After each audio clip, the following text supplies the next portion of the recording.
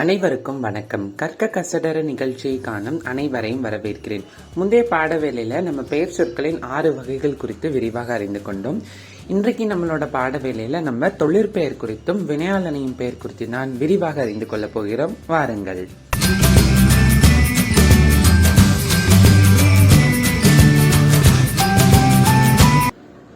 சொல்லிலக்கணம் படிக்கிறப்ப நம்ம சொல்லுக்கான வேறு பெயர்கள் என்னென்னு படித்தோம். சொல்லுக்கான வேறு பெயர்கள் பதம், மொழி, கிளவி அப்படின்னு சொல்லுவாங்க அப்படின்னு படித்தோம். இதில் பதம் அப்படின்றது பகுப்பதம், பகாப்பதம் அப்படின்னு 2 வகைப்படும். இதில் பகுப்பதம் அப்படின்னா பகுக்கக்கூடிய சொல்.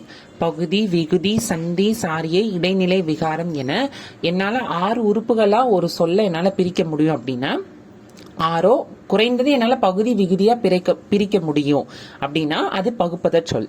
பகாப்பத சொல்னா பகுதி விகுதியாவே என்னால பிரிக்க முடியாது. அது போக மேல சொன்ன வேற 6 உறுப்புகள் இருக்கு பாருங்க. பகுதி, விகுதி, சந்தி, சாரியை, இடைநிலை மற்றும் விகாரம் என இந்த 6 உறுப்புகளாலும் என்னால பிரிக்க முடியாத ஒரு சொல்ல அப்படின்னா அது பகாப்பத சொல். அப்ப பகுதி விகுதியா என்னால ஒரு சொல்ல பிரிக்க முடியும் அப்படின்னா அது பகுப்பத சொல். பிரிக்க முடியலன்னா அது பகாப்பத சொல். பகுதி விகுதி குறித்து நம்ம சுருக்கமாக அறிந்து கொண்டு தொழிற்பெயர் மற்றும் வினையாளனையும் பெயர் குறித்து விரிவாக அறிந்து கொள்ளலாம். பகுதி அப்படின்னா என்னன்னு பார்த்தோம்னா ஒரு சொல்லின் அடிச்சொல்லே பகுதி எனப்படும். இதை முதல்நிலை என்றும் கூறுவர். எல்லா சொல்லுக்கும் அடிச்சொல் அப்படின்னு ஒண்ணு இருக்கும். வேர்ச்சொல் அப்படின்னு சொல்லுவாங்க. அந்த வேர்ச்சொல்ல இருந்துதான் வேறு வேறு சொற்கள் உருவாகி இருக்கும். எடுத்துக்காட்டு படித்து, படித்த, படிக்கின்ற, படிப்பான், படித்தல், படிப்பவர். எல்லாத்தோடையும் எல்லா சொற்களோடையும் வேர் சொல் என்ன அப்படின்னு பார்த்தோம்னா படின்றதுதான் வேர் சொல். அடுத்தது விகுதி பெறாத ஏவல் வினையாக வரும். விகுதி பெறாத ஏவல் வினையாக வரும். பகுதியை என்னால மேற்கொண்டு பிரிக்க முடியல அப்படின்னா நம்ம கண்டுபிடிச்சிருப்போம் பாருங்க, அந்த சொல்லுதான் பகுதி. அந்த பகுதி எவ்வாறு இருக்கும்னு பார்த்தோம்னா ஏவல் வினையாக வரும். ஏவல் வினைனா கட்டளையிடுற ஒரு ஆர்டர் பண்றோம் பாருங்க, அந்த கட்டளையிடுவது போல வரும். கட்டளையிடும் ஒரு செயலாக வரும். கட்டளையிடும் வினையாக வரும். எடுத்துக்காட்டு பாருங்க, படித்தான். படி கூட்டல் இத்து கூட்டல் இத்து கூட்டல் ஆண். இதுல படி அப்படின்றதுதான் பகுதி. எவ்வாறு நம்ம அதை பகுதின்னு அறிந்து கொண்டோம்? ஒரு சொல்லோட அடிச்சொல்லா அது இருக்கு. அதே மாதிரி படியோட எந்த விகுதியும் சேர்ந்து வரல. படின்றத தனியா எடுத்தோம்னா படின்றதோட எந்த விகுதியும் சேர்ந்து வரல. அதே மாதிரி இது கட்டளை இடுவது போல் ஒரு ஆர்டர் பண்ற மாதிரி இருக்கு. அப்ப படி அப்படின்றதுதான் பகுதி. இதில் படி என்பது பகுதியாகவும் விகுதி பெறாத ஏவல் வினையாகவும் வருகிறது. இது போலவே செய், அடி, ஆடு, எழுது, நட ஆகியவை சொல்லின் முதல்நிலையாக வரும். அதாவது சொல்லோட பகுதிகளாக வரும். அடுத்ததாக விகுதி. விகுதி அப்படின்னா என்னன்னு பார்த்துக்கிட்டோம்னா ஒரு சொல்லின் இறுதியில் நின்று, ஒரு சொல்லின் ஈற்றில் நின்று திணை, பால், எண், இடம் ஆகியவற்றை வெளிப்படுத்தும் உறுப்பு விகுதி எனப்படும். திணை, பால், எண், இடம் எல்லாமே நம்ம ஏற்கனவே என்னென்னு தெரியும். ஒரு சொல்லோட ஈற்றில் இருந்து அந்த உருவானது திணை, பால், எண், இடம் ஆகியவற்றை காட்டியதென்றால் அதைத்தான் நம்ம என்னன்னு சொல்லுவோம், விகுதி அப்படின்னு சொல்லுவோம். எடுத்துக்காட்டு பாருங்க, படித்தான். இதுல படின்றது நம்ம ஏற்கனவே பகுதின்றது தெரியும். இத்துக்குட்டல் ஆண். இதுல ஆண் அப்படின்றதுதான் என்னன்னு பார்த்தோம்னா விகுதி. இது விகுதி நம்மளுக்கு எப்படி தெரியும் அப்படின்னு பார்த்தோம்னா ஒரு சொல்லோட ஈற்றில் இருக்கு, ஒரு சொல்லோட கடைசியில இருக்கு. அதே மாதிரி இது எவ்வகையான விகுதி அப்படின்றத எப்படி கண்டுபிடிக்க போறோம் அப்படின்னு பார்த்தோம்னா அதுதான் அந்த திணை, பால், எண், இடம். இதை வைத்து நம்ம கண்டுபிடிக்க போறோம். ஆண் அப்படின்றது ஆண் பாலை குறிக்கிறது. அப்ப இது என்ன பால் வகை பார்த்தோம்னா இது ஆண் பால். ஆண் பால் ஆணை குறிக்குது அப்படின்னா இது மக்களை குறிக்குது, மக்களுக்குள்ள வந்துடும். அப்ப இது உயர்திணை. அடுத்தது எண் பார்த்தோம்னா ஒருத்தரை தான் குறிக்குது, அதனால் ஒருமை. இடம்னு பார்த்துக்கிட்டோம்னா என்ன குறிக்கல, தன்னை குறிக்கல, எனக்கு முன்னாடி இருக்கவங்களை முன்னிலையில குறிக்கல, படர்க்க இடத்துல வருது. இதில் ஆண் என்பது விகுதியாகும். இது உயர்திணை, ஆண்பால், ஒருமை மற்றும் படர்க்கை ஆகிய 4ஐயும் குறிக்கின்றது. எனவே ஆண் என்பது படர்க்கை, ஆண்பால், வினைமுற்று விகுதி ஆகும். இதுல வினைமுற்றுனா என்னன்றத வினையாளனையும் பெயர் படிக்கிறப்ப சுருக்கமா பார்ப்போம். அப்ப ஆண் அப்படின்றது என்னன்னு பார்த்துக்கிட்டோம்னா விகுதி. எவ்வகையான விகுதி அப்படின்னு பார்த்தோம்னா படர்க்கை, ஆண்பால், வினைமுற்று விகுதி. பகுதி விகுதி அப்படின்னா நம்ம என்னன்னு தெளிவா படிச்சுக்கிட்டோம். இப்ப நம்ம தொழிற்பெயர் அப்படின்னா என்னன்னு பார்ப்போம். தொழிற்பெயர் என்றால் என்ன? ஒரு வினை அல்லது செயலை குறிக்கும் பெயரானது எண், இடம், காலம், பால் ஆகியவற்றை குறிப்பாகவோ வெளிப்படையாகவோ உணர்த்தாமல் வருவது தொழிற்பெயர் எனப்படும். நம்ம ஏற்கனவே படித்தோம், வினை அல்லது வினைக்கு இன்னொரு பெயர் என்னது, செயல்னு படித்தோம். செய்யும் செயலை தான் வினை அப்படின்னு சொல்லுவாங்க. இந்த வினையை குறிக்கும் பெயரானது, அதாவது வினைச்சொல் பெயரின் தன்மையை அடைந்து, ஆனா வினைச்சொல் பெயரின் தன்மையை அடையும். ஆனா வினை காட்டுவது போல எண், இடம், காலம், பால் எதையுமே வெளிப்படையாகவும் குறிப்பாகவும் காட்டாது. எடுத்துக்காட்டுக்கு படித்தான். இந்த படித்தான்றது வினைச்சொல், சரியா? படித்தான்றது வினைச்சொல். இந்த படித்தான்றதோட திணை என்ன அப்படின்னு பார்த்தோம்னா, திணை உயர்திணை. அடுத்தது பார்த்தோம்னா பால் ஆண் பால். அடுத்தது பார்த்தோம்னா எண் பார்த்தோம்னா ஒரு ஆள் தான் படித்திருக்காங்க, அப்போ ஒருமை. அடுத்தது பார்த்தோம்னா இடம். இடம் படித்தான். என்ன சொல்லல, எனக்கு முன்னாடி இருக்கவங்கள சொல்லல, தன்மை முன்னிலை அல்லாத படர்க்கை இடத்தை குறிக்குது. காலம் பார்த்தோம்னா படித்தான், அப்ப முடித்து விட்டான்றது பார்த்தோம்னா இறந்த காலம். இது வினைச்சொல் இவ்வாறு காட்டும். ஆனா இந்த வினை பெயரின் தன்மையை அடைந்து இது எதையுமே காட்டல, வெளிப்படையாகவும் காட்டாது, குறிப்பாகவும் காட்டாது. சரியா? உணர்த்தாமல் வருவது தொழிற்பெயர் எனப்படும். சரியா? அடுத்தது விகுதி பெற்ற தொழிற்பெயர். விகுதி பெற்ற தொழிற்பெயர், நம்ம விகுதி அப்படின்னா ஏற்கனவே என்னன்னு படித்து விட்டோம். வினையடியுடன், வினையடி அப்படின்னா பகுதி, தொழிற்பெயர் விகுதி சேர்வதால் உருவாகும் தொழிற்பெயர் விகுதி பெற்ற தொழிற்பெயர் ஆகும். அதாவது பகுதியோடு விகுதி சேர்வத விகுதி பெற்ற தொழிற்பெயர் அப்படின்னு சொல்லுவாங்க. பகுதியோடு தொழிற்பெயர் விகுதிகள் சேர்வதால் உருவாகும் தொழிற்பெயர்களை விகுதி பெற்ற தொழிற்பெயர்கள் அப்படின்னு சொல்றாங்க. எடுத்துக்காட்டுகளோட பார்ப்போம், இன்னும் தெளிவாக தெரியும். தொழிற்பெயர் விகுதிகள் சில: தல், அல், அம், ஐ, கை, சி. இவை அனைத்தும் பார்த்தோம்னா தொழிற்பெயர் விகுதிகள். பெறுதல், பெரு கூட்டல் தல். ஆளல், ஆள் கூட்டல் அல். ஆட்டம், ஆடு கூட்டல் அம். கொலை, கொல் கூட்டல் ஐ. வாழ்க்கை, வாழ் கூட்டல் கை. காட்சி, கான் கூட்டல் சி. இதுல நீங்க கவனமா பார்த்தீங்கன்னா, பெறுதல்ல இருக்க இந்த பெரு, ஆளல்ல இருக்க ஆள், ஆட்டம் ஆடு, கொலை கொல், அடுத்து வாழ்க்கையில வாழ், அடுத்து காட்சியில கான். இவை அனைத்தும் பார்த்தோம்னா பகுதிகளா இருக்கு. பகுதிகள்ன்றத நம்ம எவ்வாறு அறிந்து கொண்டோம் அப்படின்னு பார்த்தோம்னா, பகுதிகள் நம்ம என்னன்னு படிச்சோம், விகுதியோட சேராம இருக்கும், அதே நேரம் ஏவல் வினையாக வரும். ஏவல் வினையாக வரும்னா ஆர்டர் பண்ற மாதிரி வரும் பார்த்தோம். பெரு, ஆள், ஆடு, கொல், வாழ், கான். இவை அனைத்தும் பார்த்தோம்னா வினைகள், ஒரு செயல். இந்த செயல் ஏவல் சொல்லாக வந்திருக்கு. ஏவல் சொல் அப்படின்னா என்னன்னு பார்த்தோம்னா, ஒருத்தத செய் அப்படின்ற ஒரு ஆர்டர் மாதிரி வந்திருக்கு. அப்ப இவை அனைத்தும் பார்த்தோம்னா பகுதிகள். அடுத்தது பாருங்க, இந்த தல், அல், அம், ஐ, கை, சி. இவை அனைத்தும் பார்த்தோம்னா தொழிற்பெயர் விகுதிகள். இவ்வாறு வினையடியுடன், அதாவது பகுதியுடன் தொழிற்பெயர் விகுதிகள் சேர்ந்து உருவாகும் தொழிற்பெயர்களை விகுதி பெற்ற தொழிற்பெயர்கள் அப்படின்னு சொல்றாங்க. அப்ப இந்த பெறுதல், ஆளல், ஆட்டம், கொலை, வாழ்க்கை, காட்சி இவை அனைத்தோட இலக்கண குறிப்பு என்ன அப்படின்னு பார்த்தோம்னா தொழிற்பெயர்கள். சரியா? இப்ப அடுத்ததாக எதிர்மறை தொழிற்பெயர். பெயர்ல உங்களுக்கு தெரிந்திருக்கும், நெகட்டிவ் மீனிங்ல பொருள் தரக்கூடிய தொழிற்பெயர்களை தான் எதிர்மறை தொழிற்பெயர்கள் அப்படின்னு சொல்றாங்க. எதிர்மறை பொருளில் வரும் தொழிற்பெயர்கள் எதிர்மறை தொழிற்பெயர்கள் ஆகும். எடுத்துக்காட்டுகள் நடவாமை, செல்லாமை, பாடாமை. இவை அனைத்தும் பார்த்தோம்னா எதிர்மறை தொழிற்பெயர்கள். இதுல இந்த ஆமைன்றது விகுதி. என்ன விகுதி அப்படின்னு பார்த்தோம்னா எதிர்மறை தொழிற்பெயர் விகுதி. சரி, தொழிற்பெயர் இரண்டு வகைப்படும். தொழிற்பெயர் இரு வகைப்படும். அவை என்னென்ன அப்படின்னு பார்த்துக்கிட்டோம்னா, முதல்நிலை தொழிற்பெயர், முதல்நிலை தெரிந்த தொழிற்பெயர். முதல்நிலை தொழிற்பெயர் அப்படின்னா என்ன அப்படின்னு பார்த்தோம்னா, விகுதி பெறாமல், விகுதி பெறாமல், எந்த விகுதி வராது, தொழிற்பெயர் விகுதிகள் பெறாம பகுதி, பகுதின்றதுக்கு நம்ம இன்னொரு பேர் என்னன்னு பார்த்தோம், முதல்நிலை அப்படின்னு பார்த்தோம். பகுதி மட்டும் தொழிலை உணர்த்துவதற்கு முதல்நிலை தொழிற்பெயர் என பெயர். அதாவது தொழிற்பெயர் விகுதிகள் எதுவும் இல்லாம பகுதி மட்டுமே தொழிலை உணர்த்தும், தொழிலை உணர்த்தும். அதைத்தான் முதல்நிலை தொழிற்பெயர் அப்படின்னு சொல்றாங்க. எடுத்துக்காட்டுகள் பாருங்க. நன்றாக படி, தெளிவாக எழுது. இதுல பார்த்தோம்னா படி எழுது அப்படின்றது பகுதிகள். ஏன் பகுதிகள்? ஏவல் வினையாக வந்திருக்கு, எந்த விகுதியோடும் சேராம வந்திருக்கு. புரிகிறதா? ஏவல் வினையாகவும் மற்ற எந்த விகுதிகளோடும் சேராம தனித்து வந்திருக்கு. இந்த படி எழுதுன்றதோட தொழிற்பெயர்கள் என்னென்ன அப்படின்னு பார்த்தோம்னா படித்தல், எழுதுதல்.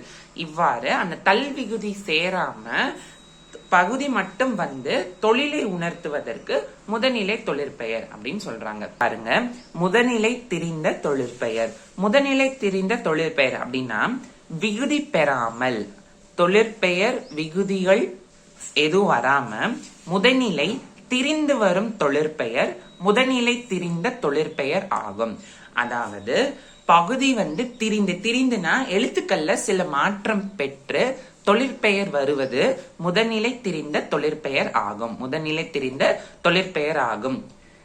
தொழிற்பெயர் விகுதிகள் சேராம பகுதி மட்டும் சில மாற்றங்களோடு வந்து தொழிற்பெயரா வருது அப்படின்னா அதத்தான் முதநிலை திரிந்த தொழிற்பெயர் அப்படின்னு சொல்றாங்க.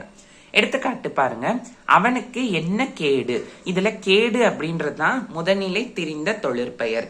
கேடுன்றதோட பகுதி என்ன அப்படின்னு பார்த்தோம்னா கெடு. சரியா? இது வந்து இத தொழிற்பெயரா நான் மாத்தணும் அப்படின்னா கெடுத்தல். இந்த கெடுத்தல்ன்றது தொழிற்பெயர்.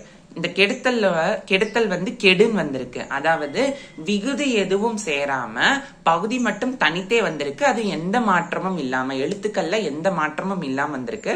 அப்ப கெடு அப்படின்றது முதல்நிலை தொழிற்பெயர். ஆனா இந்த இடத்துல கே வந்து குரில். இந்த குரில் நெடிலாகி கேடுன்னு வந்திருக்கு. இந்த கேடு என்னன்னு பார்த்தோம்னா பகுதி மட்டும்தான் வந்திருக்கு. ஆனா எழுத்துக்கள்ல சில மாற்றத்தோட வந்திருக்கு. எழுத்துல இந்த கே குரில் வந்து கேன்ற நெடிலாக மாறி வந்திருக்கு. ஆதலால் இந்த கேடுன்றது என்னன்னு பார்த்தோம்னா முதநிலை திரிந்த தொழிற்பெயர். ஆக தொழிற்பெயர் குறித்து நம்ம விரிவாக அறிந்து கொண்டோம். இப்போ நம்ம வினையால் அணையும் பெயர் அப்படின்னா என்னன்னு பார்ப்போம். சரி, வினையால் அணையும் பெயர் அப்படின்னா என்னன்னு பார்த்தோம்னா ஒரு வினைமுற்று பெயரின் தன்மையை அடைந்து வினையை குறிக்காமல் வினை செய்தவரை குறிப்பது வினையால் அணையும் பெயர் ஆகும். ஒரு வினைமுற்று, முதல்ல எச்சம் முற்று அப்படின்னா என்னன்னு பார்த்துக்கலாம். எச்சம் அப்படின்னா என்னன்னு பார்த்தோம்னா செயல் முழுமை அடையாம இருக்கும். இப்ப இந்த எடுத்துக்காட்டுகள் பாருங்க. வந்து, யார் வந்தாங்க, எதுக்கு வந்தாங்கன்ற முழுமை பொருள்ல தராம ஒரு செயல் தொக்கி நிக்குது அப்படின்னா அதை நம்ம எச்சம் அப்படின்னு சொல்லுவோம். அதே செயல் முடிந்து விட்டது, முழுமை பெற்று விட்டது அப்படின்னா அதைத்தான் நம்ம என்னன்னு சொல்லுவோம், முற்று அப்படின்னு சொல்லுவோம். இப்ப வந்தார்னா யாரோ வந்திருக்காங்கன்ற பொருள் தருது, முழுமையான பொருள் தருது. ஆதலால் அதை முற்றுன்னுவாங்க. சரி, இல்ல வினைமுற்று சொற்கள் பெயரின் தன்மையை அடைந்து, பெயரோட தன்மையை அடைந்து வினையை குறிக்காமல், அதாவது செயலை குறிக்காது. தொழிற்பெயருக்கும் வினையால் அணையும் பெயருக்கும் இந்த இடத்துலதான் வேறுபாடு வரும். தொழிற்பெயர்ல நம்ம என்ன பார்த்தோம் அப்படின்னு பார்த்தோம்னா அந்த வினைச்சொல் பெயரோட தன்மையை அடையும். ஆனா எதை குறிக்கும் அப்படின்னு பார்த்தோம்னா செய்த செயலை தான் குறிக்கும். ஆனா இந்த இடத்துல பெயரோட தன்மையை அந்த வினைமுற்று அடைந்தாலும் வினையை குறிக்காது, அதாவது செய்த செயலை குறிக்காது. யார் அதுக்கு பதில குறிக்கும் அப்படின்னு பார்த்தோம்னா வினை செய்தவரை குறிப்பது, அந்த செயலை செஞ்சிருப்பாங்க பாருங்க, அவங்கள குறிக்கும். அதத்தான் வினையால் அணையும் பெயர் ஆகும். இன்னும் தெளிவா சொல்றோம், வினைமுற்று பெயரின் தன்மையை அடைந்து பெயரோட எல்லா பண்புகளையும் அடையும். ஆனா வினையை குறிக்காமல் எதை குறிக்கும் அப்படின்னு பார்த்தோம்னா அந்த செயலை செஞ்சவங்களை, அந்த செயலை செய்தவர்களை குறிக்கும். அதைத்தான் நம்ம வினையால் அணையும் பெயர் அப்படின்னு சொல்றோம். எடுத்துக்காட்டுகள் பாருங்க. வந்தார் அப்படின்றது வினைமுற்று, அதாவது செயல் வந்து முழுமையடைந்து விட்டது, செயலின் பொருள் வந்து முழுமையடைந்து விட்டது. வந்தாருன்றத தொழிற்பெயரா மாத்தணும் அப்படின்னா வருதல்ன்றது சரியான தொழிற்பெயர். சரியா? இப்போ வருதல் அப்படின்றதுக்கும் வந்தவர் அப்படின்றதுக்கும் என்ன வேறுபாடுன்னு பாருங்க. வருதல் அப்படின்றது தொழிற்பெயர் நமக்கு தெரியும். ஏன்னா வான்ற பகுதியோட தல் என்னும் தொழிற்பெயர் விகுதி சேர்ந்து விகுதி பெற்ற தொழிற்பெயர் அது. சரியா? வருதல் அப்படின்றது தொழிற்பெயர். இது எதை உணர்த்துது? வா அப்படின்ற செயலைத்தான் உணர்த்துது. ஆனா வந்தவர் அப்படின்றத பாருங்க. வந்தவர்ன்றது பெயரின் தன்மையை அடைந்து விட்டது. ஆனா எதை குறிக்கல? வா அப்படின்ற செயலை குறிக்கல. அதற்கு பதிலாக யாரு வந்திருக்காங்க, யார் அந்த செயலை செய்திருக்காங்க அப்படின்றத உணர்த்துறதுனால வந்தவர் அப்படின்றது வினையால் அணையும் பெயர். அடுத்த குறிப்பு என்ன அப்படின்னு பாருங்க. இப்ப இந்த 3 எடுத்துக்காட்டுகள் பாருங்க. முருகன் பரிசு பெற்றான். முருகனை பரிசு பெற்றான், முருகனால் பரிசு பெற்றான். முதல்ல முருகன் பரிசு பெற்றான், இதற்கான பொருள் என்ன அப்படின்னு பார்த்தோம்னா முருகன் பரிசு ஜெயிச்சிருக்கான், பரிசு வென்று இருக்கான். அடுத்தது பாருங்க, முருகனை பரிசு பெற்றான். இதுல என்ன பொருள் தருது? முருகனை வேற யாரோ பரிசாக வென்று இருக்காங்க, பரிசாக பெற்று இருக்காங்க. சரியா? அடுத்தது முருகனால் பரிசு பெற்றான். முருகன் மூலமாக முருகனின் உதவியோடு வேற யாரோ பரிசை வென்றிருக்கார்கள். இப்போ இந்த ஐ ஆல் இந்த ரெண்டையும் பாருங்க. முதல்ல முருகன்றதுல எந்த மாற்றமும் இல்ல, ஆனா அடுத்ததுல இந்த ஐயோ ஆளை சேர்க்கிறப்ப அந்த பெயரை வேறுபடுத்தி காட்டி அந்த தொடரோட பொருளே என்னது மாத்தி காட்டுது. இவ்வாறு பெயரை வேறுபடுத்தி காட்டுவது வேற்றுமை ஆகும். சரியா? இப்ப இந்த வேற்றுமைக்கும் வினையாளனையும் பெயருக்கும் என்ன தொடர்பு அப்படின்றத இப்ப நம்ம பார்ப்போம். இவ்வினையாளனையும் பெயரானது வேற்றுமை உருபை ஏற்றும் ஏற்காமலும் வேறொரு பயனிலையை கொண்டு முடியும். வேற்றுமை உருபு, முதல்ல நம்ம வேற்றுமை அப்படின்னு என்னது? பெயரை வேறுபடுத்தி காட்டுவதைத்தான் வேற்றுமை அப்படின்னு பார்த்தோம். இந்த வேற்றுமை பார்த்தோம்னா 8 வகைப்படும். இந்த வேற்றுமை 8 வகைப்படும். முதல் வேற்றுமை, இரண்டாம் வேற்றுமை, மூன்றாம் வேற்றுமை, நான்காம் வேற்றுமை, ஐந்தாம் வேற்றுமை, ஆறாம் வேற்றுமை, ஏழாம் வேற்றுமை, எட்டாம் வேற்றுமை. இதுல உருபுகள்னு பார்த்தோம்னா முதல் வேற்றுமைக்கும் எட்டாம் வேற்றுமைக்கும் உருபுகள் கிடையாது. மீதமுள்ள 6 இருக்கும் பாருங்க. 2 to 7 வரை உள்ள வேற்றுமை வகைகளுக்கு தான் 6 உறுப்புகள் இருக்கு. அந்த உறுப்புகள் என்னென்ன அப்படின்னு பார்த்தோம்னா ஐ, ஆல், கு, இன், அது, கண். இப்போதைக்கு நம்ம இது மட்டும் தெரிந்து வைத்துக்கிட்டோம். வேற்றுமை பாடம் வரப்ப ஒவ்வொன்றும் குறித்து நம்ம விரிவாக அங்க நம்ம படிப்போம். சரியா? இப்ப இதுல என்ன சொல்றாங்க? வினையாளனையும் பெயர். வினையாளனையும் பெயர்னா நமக்கு என்னன்னு தெரியும். இந்த வினையாளனையும் பெயர் என்ன பார்த்தோம்னா வேற்றுமை உறுப்பை ஏற்கவும் செய்யும், ஏற்காமலும் வரும். ஏற்காமலும் வேறொரு பயனிலையை கொண்டு முடியும், வேறொரு சொல்லை கொண்டு, பயனிலை சொல்லை கொண்டு முடியும் அப்படின்னு சொல்றாங்க. முதல்ல பாருங்க, வந்தவர் அவர்தான். இதுல வந்தவர்ன்றது நமக்கு என்னன்னு தெரியும்? வினையால் அணையும் பெயர். ஏன்னா வினை பெயரின் தன்மையை அடைந்து வினையை குறிக்காமல் வினை செய்தவரை குறிக்குது. அதனால் வந்தவர் அப்படின்றது வினையால் அணையும் பெயர். இதுல எந்த வேற்றுமை உருவும் இல்ல, அதனால் வேற்றுமை ஏற்கவில்லை. அடுத்தது வந்தவரை அழையுங்கள். வந்தவரை அழையுங்கள். இதுல ஐன்றது இரண்டாம் வேற்றுமை உருபு. வந்தவரால் எழுதப்பட்டது.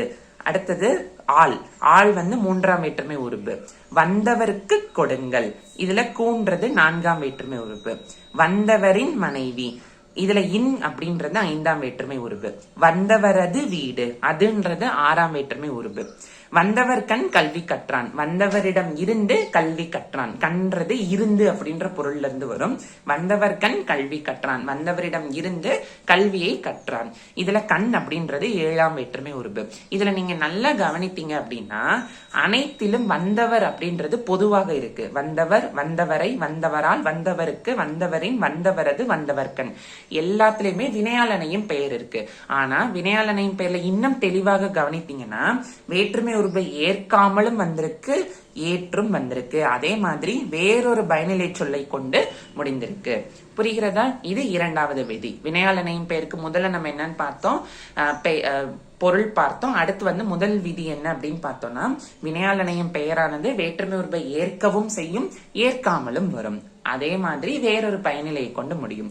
அடுத்தது என்னன்னு பார்த்தோம்னா மூவிடங்களிலும் முக்காலத்தையும் காட்டும். மூவிடங்கள் தன்மை, முன்னிலை, படர்க்கை, முக்காலம், இறந்த காலம், நிகழ்காலம், வருங்காலம், 3 காலத்தையும் காட்டும். 3 இடங்களிலும் இந்த வினையாளனையும் பெயர்கள் வரும். எடுத்துக்காட்டுகள் பாருங்க. வந்தவர், வருகின்றவர், வருபவர்.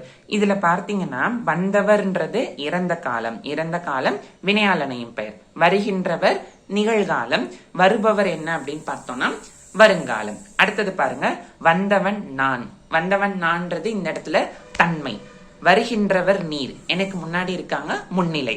வருபவன் அவன், தன்மையிலும் இல்ல முன்னிலையிலும் இல்ல, படர்க்கை இடத்துல இருக்காங்க. அப்ப இது படர்க்கை. அப்ப இதன் மூலமா என்ன தெரியுது? மூவிடங்களிலும் வரும், முக்காலத்தையும் இந்த வினையாளனையும் பெயர்கள் காட்டும். அப்போ வினையாளனையும் பெயர்கள்னா என்ன நம்ம இன்னும் முதல்ல இருந்து படிப்போமா? ஒரு வினைமுற்று பெயரின் தன்மையை அடைந்து வினையை குறிக்காமல் வினை செய்தவரை குறிப்பது வினையாளனையும் பெயராகும். அதே மாதிரி இவ்வினையாளனையும் பெயரானது வேற்றுமை உருபை ஏற்றும், ஏற்காமலும் வேறொரு பயனிலையை கொண்டு முடியும். அடுத்ததாக மூவிடங்களிலும் முக்காலத்தையும் காட்டும். சரியா? அப்ப வினையாளனையும் பெயர் அப்படின்னா என்னன்றத தெளிவாக நம்ம படித்து விட்டோம். இப்ப அடுத்தது இறுதி பகுதி என்ன அப்படின்னு பார்த்தோம்னா, தொழிற்பெயருக்கும் வினையாளனையும் பெயருக்கும் உள்ள வேறுபாடுகள் என்ன? ஏற்கனவே நம்ம படிக்கிறப்ப நான் சொன்னேன், தொழிற்பெயர் வினை, செயல் பெயரின் பெயர் தன்மையாகி பெயரோட பண்புகளை பெற்று வினையையே உணர்த்தி நிற்கும். படித்தல் அப்படின்றது படி அப்படின்ற செயலை தான் குறிக்குது. படித்தல்ன்றது தொழிற்பெயர். ஆனா வினையாளனையும் பெயர் என்ன? வினை பெயர் தன்மையாகி வினையை குறிக்காமல் வினை செய்தவரை குறிக்கும்.